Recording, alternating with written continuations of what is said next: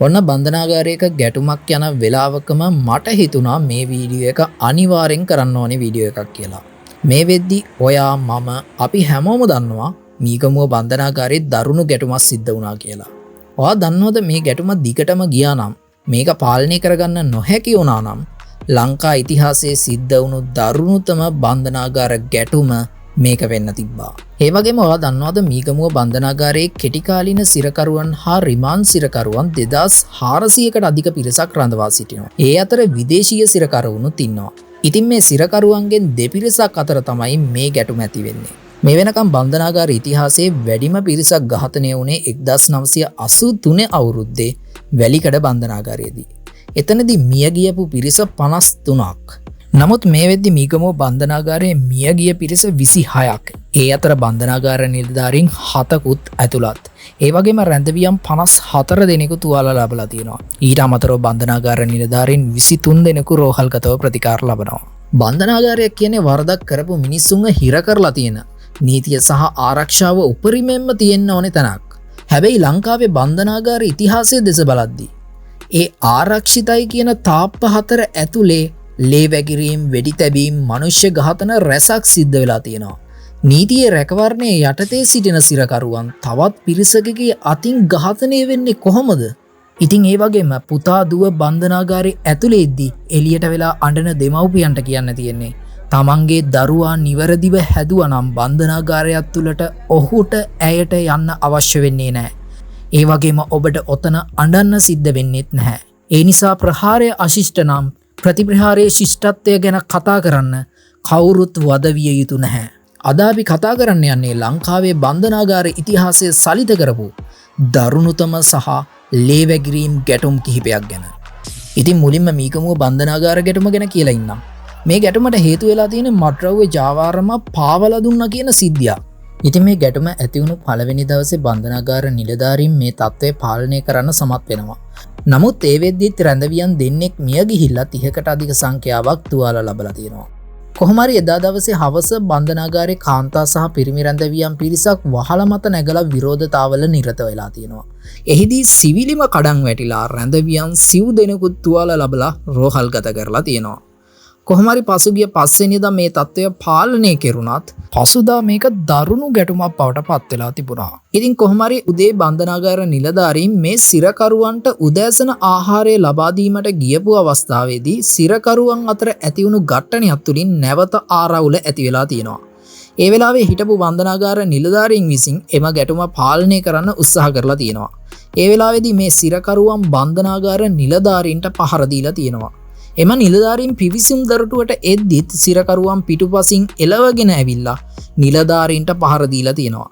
ඒ වගේම ප්‍රධාන දොරටුවත් කඩන්න උත්සාහ කරලා තියෙනවා. ඒ වෙලාවේදී නැවත වතාවක් බන්ධනාගාර නිලධාරීන් දොරටුව කැඩීම නැවැත්වීම සහ තත්ත්වය පාලනය කිරීමට උත්සාහ කරලා තියෙනවා.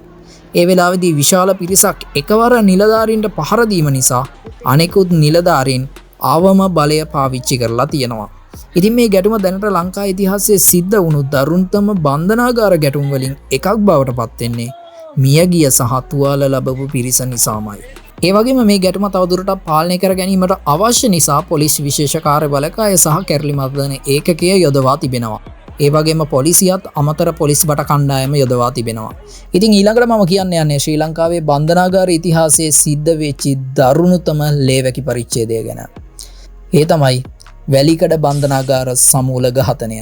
ලංකාවේ බන්ධනාගාර ඉතිහාසයේ කළුම සහ ඛේදනීයම සිදුවීම සිද්ධ වෙන්නේ 1983 ජූලි මාසයේදී. ඒ කියන්නේ කළු ජූලිය ලංකාව පුරා ඇවිලිමින් තිබ්බ කාලවකවානුවක. වැලිකඩ බන්ධනාගාරයේ රඳවා සිටි දෙමළ දේශපාලන සිරකරුවන් සහ දෙමළ සිරකරුවන් ඉලක්ක කරගෙන මේ ප්‍රහාරය එල්ල වුණා. 1983 ජූලි 25 වෙනිදා බන්ධනාගාරයේ සිටි අනෙකුත් සිරකරුවන් පිරිසක් බන්ධනාගාරයේ තිබූ උපකරණ සහ මුළුතැන්ගෙහි පිහි ආයුධ කරගෙන දෙමළ සිරකරුවන් සිටි කුටි වලට කඩා වැදුනා. බන්ධනාගාර නිලධාරීන්ට මේක පාලනය කරගන්නට නොහැකි වුණා. එහෙමත් නැත්නම් සමහර වාර්තාවලට අනුව ඔවුන් ඒක මග ඇරියා. එදින පමණක් සිරකරුවන් 35 දෙනෙකු ඊටාම අමානුෂික ලෙස ඝාතනය කෙරුණා.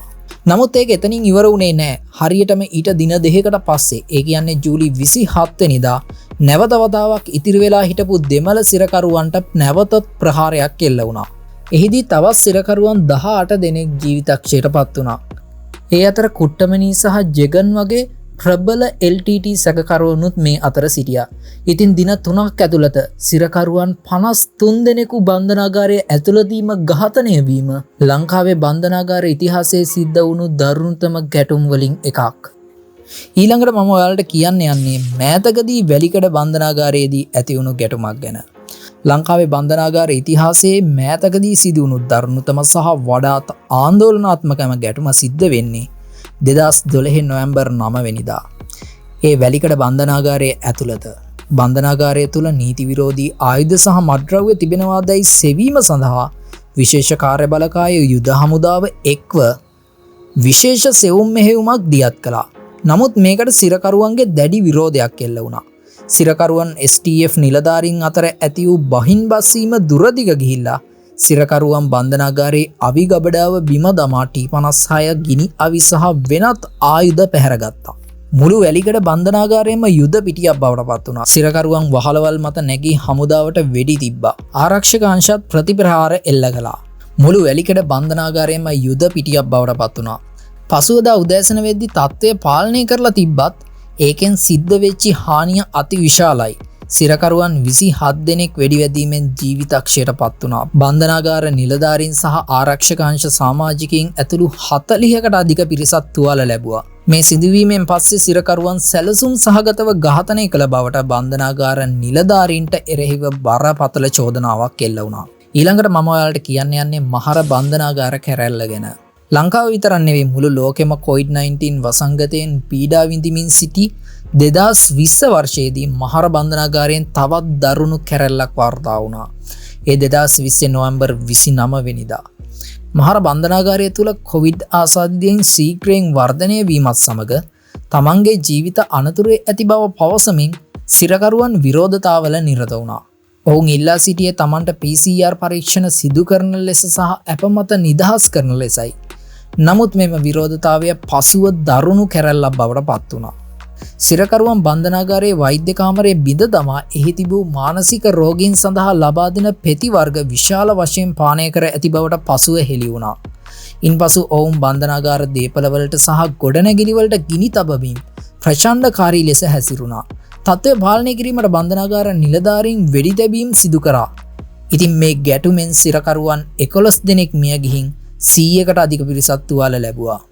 ඉතින් මේ අපි කතා කළේ ලංකාවේ බන්ධනාගාර ඉතිහාසයේ සිදුවුණු දරුණුතම ගැටුම් කිහිපයක් විතරයි. මීට අමතරව 2002 වර්ෂයේ වතුපිටිවල බන්ධනාගාර ගැටුම, මෑතකදී සිදුවුණු අනුරාධපුර බන්ධනාගාරයේ වෙඩි තැබීම් වැනි සිදුවීම් රැසක් තිබෙනවා. මේ හැම ගැටුමකටම මුල් වෙලා තියෙන බන්ධනාගාරවල තදබදය, සිරකරුවන්ගේ මානව හිමිකම් කඩවීම, මත්ද්‍රව්‍ය ජාවාරම්කරුවන්ගේ බලපෑම් සහ පාලනාධිකාරියේ දුර්වලතා. ඉතින් සිරකරුවෝද මනුෂ්‍යයෝය කියලා බන්ධනාගාරවල තාප්පවල ලොකුවට ගහලා තිබුණට මේ සිදුවීම දෙස බලද්දී අපිට හිතෙන්නේ නීතියේ රැකවරණය තියෙන්න ඕනේ තැන්වල පවා මිනිසුන්ට කෙතරම් අනාරක්ෂිතද කියන එකයි. ඉතින් ඔයා මේ බන්ධනාගාර ගැටුම් ගැන හිතන්නේ මොකද්ද? බන්ධනාගාර ක්‍රමය ඇතුළත මීට වඩා ආරක්ෂාවක් සහ මානුෂීය භාවයක් ඇති කරන්නේ කොහොමද? ඔයාගේ අදහසත් පහලින් කමෙන්ට් කරන්න අමතක කරන්න එපා. ඉතින් අද ගිහින් එන්නම් ඕගොල්ලෝ හැමෝටම සුබම සුබ දවසක්.